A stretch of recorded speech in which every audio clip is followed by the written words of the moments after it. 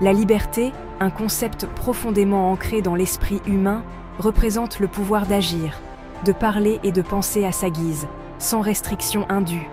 C'est un droit humain fondamental, essentiel à l'épanouissement individuel et sociétal. Pourtant, la liberté n'est pas absolue. Elle existe dans un cadre de responsabilité et de limites pour assurer le bien-être de tous. On ne peut pas parler de liberté sans explorer sa nature multiforme. Les libertés civiles, telles que la liberté d'expression, de réunion et de religion, constituent la pierre angulaire d'une société libre. Ces libertés permettent aux individus d'exprimer ouvertement leurs pensées et leurs croyances, favorisant ainsi un marché des idées et le progrès. La liberté de la presse agit comme un chien de garde crucial, tenant le pouvoir de rendre des comptes et garantissant la transparence. De plus, la liberté économique, la capacité de participer librement au marché et de saisir les opportunités économiques, est primordiale. Elle permet aux individus de contrôler leur propre destin et de contribuer à la croissance économique.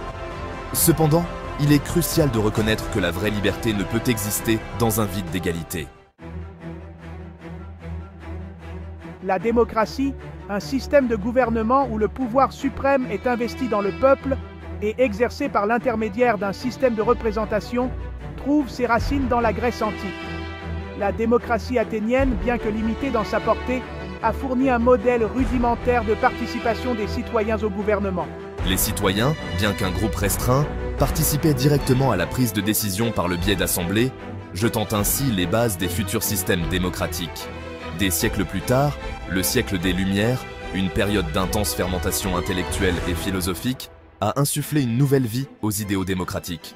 Des penseurs comme John Locke ont défendu le concept de droit naturel, affirmant que les individus possèdent des droits inhérents à la vie, à la liberté et à la propriété. Ces idées ont profondément influencé les révolutions américaines et françaises, façonnant ainsi le cours de la démocratie moderne. La Révolution française, avec son cri de ralliement « Liberté, égalité, fraternité », incarne le désir croissant de souveraineté populaire et de principes démocratiques. Elle a remis en question l'ordre établi, ouvrant la voie à des formes de gouvernement plus représentatives à travers le monde. Tout au long de l'histoire, les philosophes se sont penchés sur les complexités de la démocratie, offrant des perspectives diverses sur sa nature et sa fonction.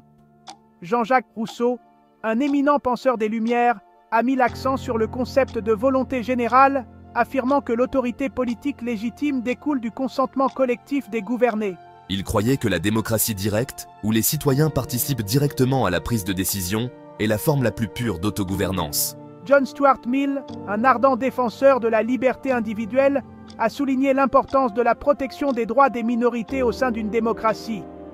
Il a soutenu que la tyrannie de la majorité représente une menace importante pour la liberté individuelle et a plaidé en faveur de garanties pour assurer le respect des droits de tous. Alexis de Tocqueville, un penseur politique français, a exploré les pièges potentiels de la démocratie dans son ouvrage phare « De la démocratie en Amérique ». Tout en reconnaissant les forces des systèmes démocratiques, il a mis en garde contre les dangers de la tyrannie de la majorité et le risque de voir l'individualisme éroder la vertu civique. Ces idées continuent de résonner aujourd'hui, nous rappelant la nécessité d'une vigilance constante dans la sauvegarde des valeurs démocratiques.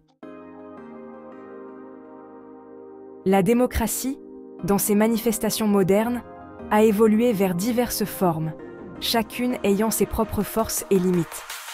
La démocratie directe, où les citoyens participent directement à la prise de décision, reste un idéal puissant, bien que son application pratique soit souvent limitée aux petites communautés ou à des questions spécifiques.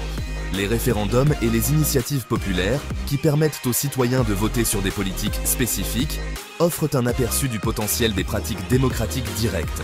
La démocratie représentative, la forme de démocratie la plus répandue aujourd'hui, consiste à élire des individus pour représenter les intérêts du peuple. Ce système, bien qu'efficace pour gérer des sociétés vastes et complexes, repose fortement sur l'intégrité et la responsabilité des élus. Les régimes parlementaires et présidentiels sont deux exemples importants de démocratie représentative, chacun ayant ses propres mécanismes pour équilibrer les pouvoirs et assurer la représentation. En outre, les démocraties constitutionnelles, caractérisées par la primauté du droit et la protection des droits individuels, fournissent un cadre pour un gouvernement limité et protègent contre l'abus de pouvoir. Les constitutions, souvent consacrées comme la loi suprême du pays, définissent les principes et les valeurs fondamentaux qui sous-tendent le système démocratique, garantissant ainsi la stabilité et la prévisibilité.